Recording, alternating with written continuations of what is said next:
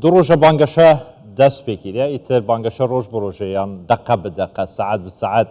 گرم ترده با و پارتی دموکراتی کردستان جی دوهی کنوالا خویا بانگشة حل بشاتن الباشر حولیر با آمدابونا سروک بارزانی دست بکر ایتر تمامیا کاندیدن پارتی دموکراتی کردستان نها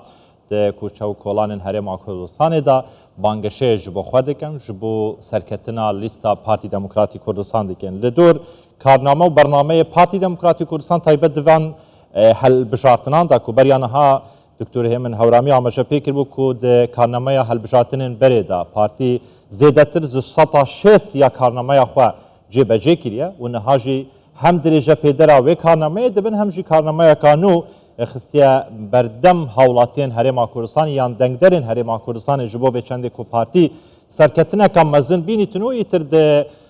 روزن دهاتی ده سالن دهاتی ده خدمت کازیده ترا خلق هرم کردستان بکل دور و که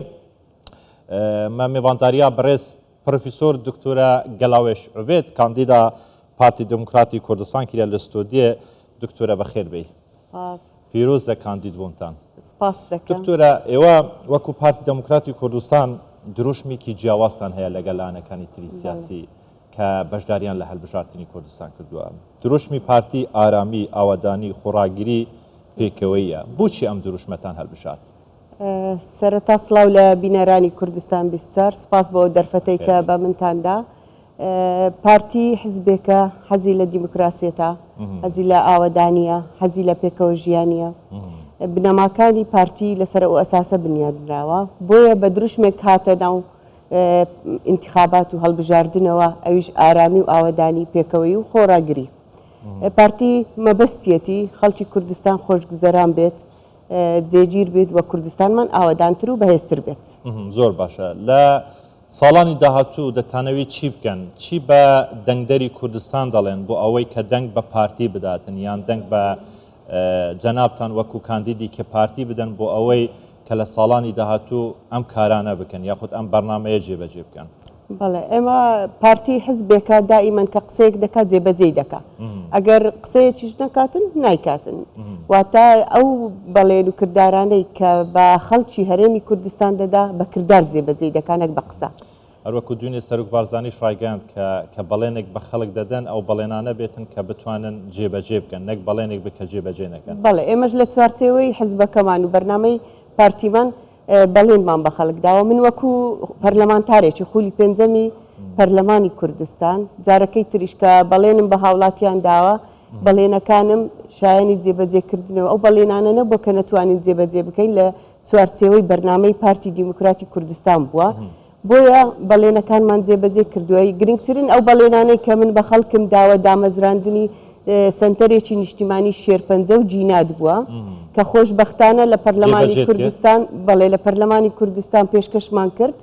و وەکو بیرۆکە پێشکەشی سەرۆکی حکوومەتی هەرێمی کوردستانمان کرد سەرۆکی حکوومەتیش ڕەزامەندیدا لیژنەی باڵای لۆ پێکێناوە ئەندامانی هەموو وەزارەتەکان تێدا بەشدارن و ڕاوێژکاری سەرۆکی حکوومەت تێدا بەشدارە ئینشاءڵڵا لە ئایندەیەکی نزیکدا دەچێتە بواری جێبەجێکردنەوە وەکو بنکەیەک و بەشێک لە سندوقی شێرپەنجە لە هەموو نەخۆشخانەکانی شێرپەنجە ئەو بەشە دەکرێتەوە کە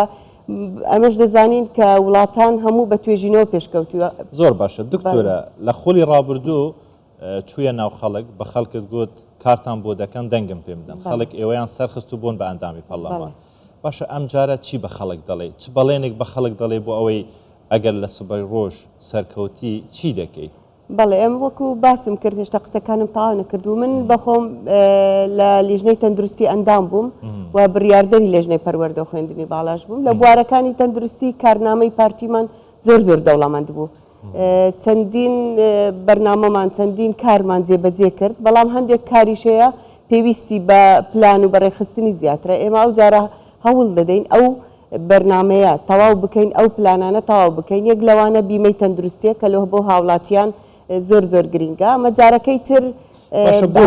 ڕابردوو تەواتان نەکردێتانەی ئەم جارش هەمان بەڵێن بە خەڵک بدەن کە کاری لەسەر دەکەن یاخود تەواوی دەکەن زۆر لە بەڵێنەکان جێبەجێکرا بەڵام ئەوەی کە تەواو نەکراوە مەسەلەن ئێمە سیستەمێکی بانقی سەسپێنراومان نەبوو لە بۆ هەموو هاوڵاتیان و فەرمانبەرانمان ئێستا فەرمانبەران کە هەژماری من دەکەنەوە ئەوە دەتوانین بە ئاسانی بیمەی تەندروستی و سیستەمێک بێنین کە لەگەڵ هاوڵاتیانی هەرێمی کوردستان و سیستەمی تەندروستی هەرێمی کوردستان بگونجێت وهروها لە بواری پەروەردە و خوێندنی باڵاش کە بەڵێنمان بە قوتابیان و خوێندکاران و هەموو ئاستەکانی خوێندن و مامۆستایان دابوو کە ئیشیان بۆ بکەین ئیشمان کرد و ریفۆرمێکی زۆر لە بواری پەروەردە کراوە یەک لەوانە پۆلیشەش کە لە سۆما مەسەلەن ئیمتیحان دەکەن و چەندین کاری تر لە بواری پەروەردە چەندی قوتابخانەی نوێ کرایتەوە بینای نوێ کرایتەوە ئەوە هەمووی لە زمنی کارنامەی پارتی دیموکراتی کوردستان و کابینەی نوێمی حکوومەتی هەرێمی کوردستان بوو چەندینیان جێبەجێ بووە و ئەوانش جێبەجێ نەبووە ئێمە دەتوانین جێبەجێ بکەین باشە دکتۆرە لەوانەیە ئێستا دەنگێکی زۆر هەبێتن لە هەرێمی کوردستان خۆی یەکلایی نەکرد بێتەوە ئەندام و لانگیری هیچ لانێکی سیاسی نەبێتن جارێ چاوەڕێک دەکاتن لە کاتی هەڵبژاردن لە کاتی چوونە سەر سندوقی دەنگدان ئەو کات بڕیاری خۆی بداتن ئێوە چی بەو دەنگ دەرێ دەڵێن بۆچی دەنگ بە پارتی بدەن پارتی چی دەکاتن بۆ ئەو دەنگدەرانە ئەیمە بەو دەنگدەرانە دەڵێن دەنگ بە پارتی بدە هەتا کوردستان ئاوەدان بێ کوردستان بەهێزتر بێ کوردستان ئارام بێ کوردستان خۆشبەخت بێ کوردستان پێکەوە ژیانی تێدا بێتن بۆیە دەنگدەرانی کە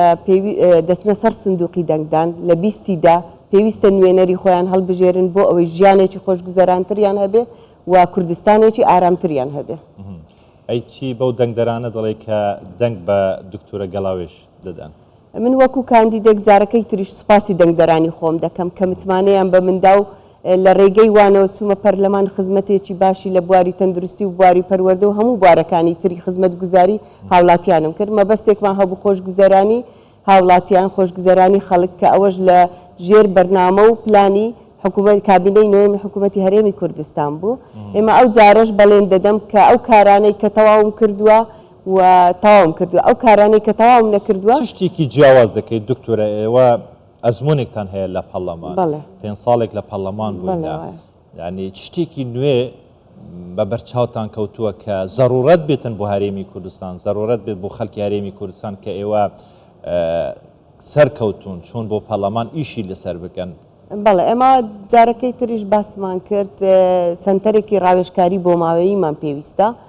ئەو سنتەرەش ئێمە وەکو بیرۆکە پێشکەشی پەرلەمانی کوردستانمان کرد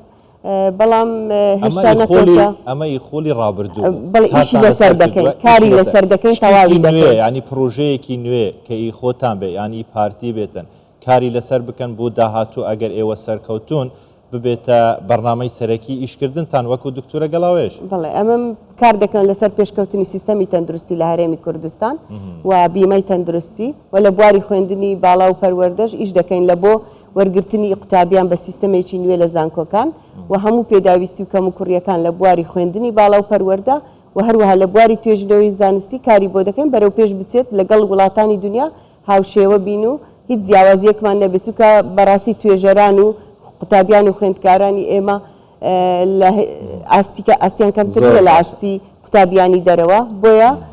هەوڵ دەدەین و کار دەکەین لەو بارانە ئیش بکەین و خزمەت لە هەموو بارەکانی تریش خزمەت بە خەڵکی هەرێمی کوردستان بکەین توێژێکی باشت هەڵبژاردووە ئیشی لەسەر دەکەی دەنگدەرێکی باشە ئەم توێژە باشە باکو تا پرسیارم ئەوە بێتن دکتۆرە دوو ڕۆژێکە بانگەشە دەستی پێکرد بەڵام پێشتریش کاندیدەکانیشی خۆیان کردووە بەبێ ڕاگەاندن و ئەمانە معنەویاتن چووە ئێمە بە ورەیەکی بەرزەوە بە خۆنەچەماندن دەڕۆینە هەڵبژاردنەوە و سەربەرزین و دروشمی سەرکەوتنیشمان هەیە و ئینشاڵەش سەر دەکەوین هەر بژیت سەرکەوتوبی دکتۆرە پرۆفیسۆر دکتۆرە گەڵاوێش عوبێد کاندیدا پارتی دەموکراتی کوردستان بۆ پەرلەمنتووە کوردستانێ ژمارە کاری ژمارە خو بێژی بەڵێ من کاندیدم لەسەر لیستی ١٩ پارتی دیموکراتی کوردستان بە ژمارە 50 لە بازنەی هەولێر هیوادارم جێگای متمانەی هاوڵاتیان بن و دەنگم پێ بدەن زۆر باشە دەست خۆش هەر بژی دکتۆرە زۆر دەسپاس هەر بژیت